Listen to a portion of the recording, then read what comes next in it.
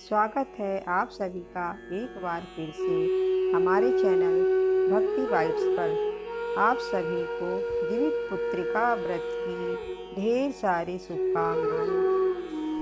चलिए शुरू करते हैं जितिया महापर्व की कथा। पौराणिक कथा के अनुसार एक बार एक गरुड़ और एक मादा लोमड़ी नर्मदा नदी के पास एक हिमालय के जंगल में रहते थे। दोनों ने कुछ महिलाओं को पूजा करते और उपवास करते देखा और खुद भी इसे देखने की कामना की। उनकी उपवास के दौरान लोमड़ी भूख के कारण बेहोश हो गई और चुपके से भोजन कर लिया। दूसरी ओर चील ने पूरे समर्पण के साथ व्रत का पालन किया और उसे पूरा किया। परिणाम स्वरूप लोमड़ी से पैदा हुए सभी बच्चे जन्म के कुछ दिन बाद ही खत्म हो गए और चील की संतान लंबी आयु के लिए धन्य हो गई।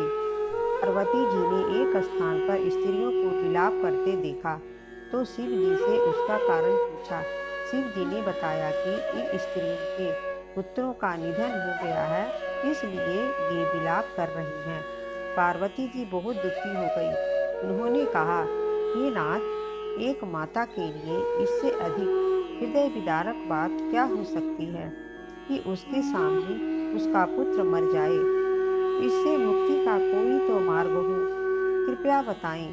शिव जी ने कहा, हे देवी, जो विधाता द्वारा रचित है इसमें हेर फेर नहीं हो सकता, किंतु जीमूत वाहन की पूजा से माताएं अपनी संतान पर आए प्राणघाती संकटों को भी टाल सकती हैं। जो माता आश्विन मास की कृष्ण पक्ष की अष्टमी को जीमूत वाहन की पूजा विधि विधान से करेंगी, उनकी संतान के संकटों का नाश होगा।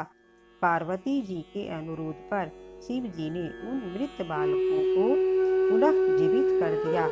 इस कारण ही इसे जीवित पुत्रिका व्रत कहा जाता है। व्रत कथा। गंधर्वों के राजकुमार का नाम जीमूत वाहन था। वे बड़े उदार और परोपकारी थे।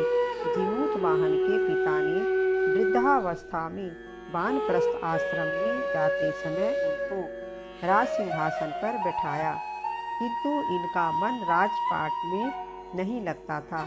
वह राज्य का भार अपने भाइयों पर छोड़कर स्वयं वन में पिता की सेवा करने चले गए। वन में ही जीमूत वाहन को मलयवती नामक राजकन्या से भेंट हुई और दोनों में प्रेम हो गया।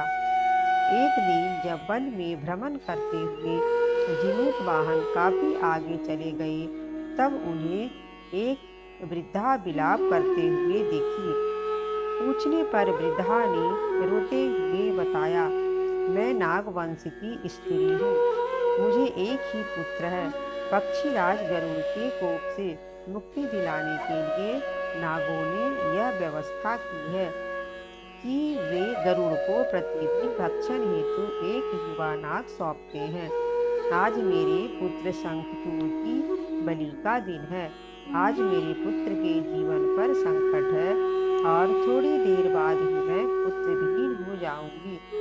एक स्त्री के लिए इससे बड़ा दुख क्या होगा कि उसके जीते जी उसका पुत्र ना रहे। जीमूत वाहन को यह सुनकर बड़ा दुख हुआ। उन्होंने उस वृद्धा को आश्वस्त करते हुए कहा, डरो मत, मैं तुम्हारे पुत्र के प्राणों की रक्षा करूंगा। आज उसके स्थान पर स्वयं मैं उसके अपने आप को उसके लाल कपड़े से ढककर वक्षशिला पर लेटूंगा, ताकि गरुड़ मुझे खा जाए पर तुम्हारा पुत्र बच जाए। इतना कहकर जीमूत वाहन ने शंखचूड़ के हाथ से लाल कपड़ा ले लिया और वे उसे लपेटकर गरुड़ को बलि देने के लिए चुनी गई वक्षशिला पर लेट गए।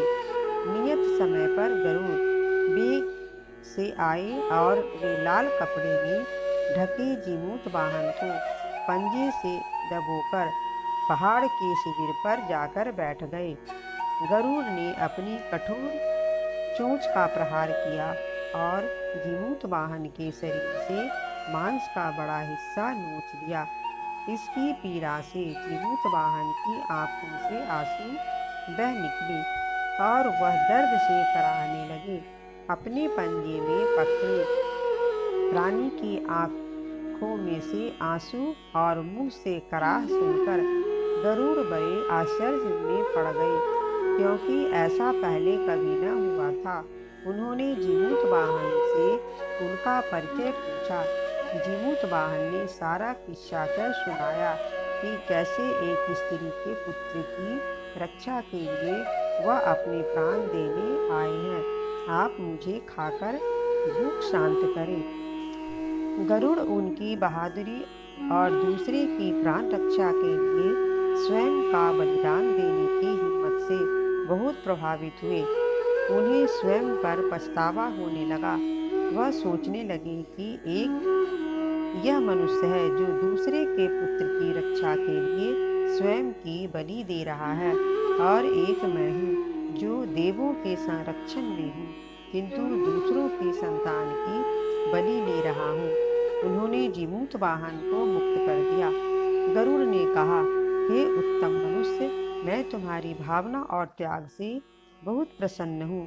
मैंने तुम्हारे शरीर पर जो घाव किए हैं उसे ठीक कर देता हूँ। तुम अपनी प्रसन्नता के लिए मुझसे कोई वरदान मांग लो। राजा जीमूतवाहन ने कहा कि हे पक्षीराज, आप तो सर्वसमर्थ हैं।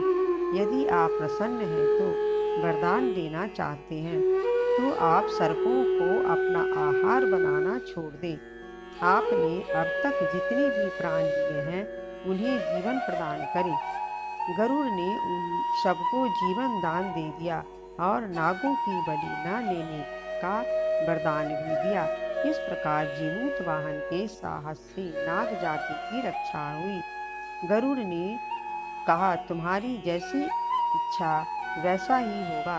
हे राजा, जो स्त्री तुम्हारे इस बलिदान की कथा सुनेगी और विधि पूर्वक व्रत का पालन करेगी, उसकी संतान मृत्यु के मुख से भी निकल आएगी। तब से ही पुत्र की रक्षा हेतु जीमूतवाहन की पूजा की प्रथा शुरू हो गई। यह कथा कैलाश पर्वत पर भगवान शंकर ने माता पार्वती को सुनाई थी। जीवित पुत्रिका के दिन भगवान श्री गणेश, माता पार्वती और शिव जी की पूजा एवं ध्यान के बाद यह कथा सुननी चाहिए। ओम नमः शिवाय। बोलो।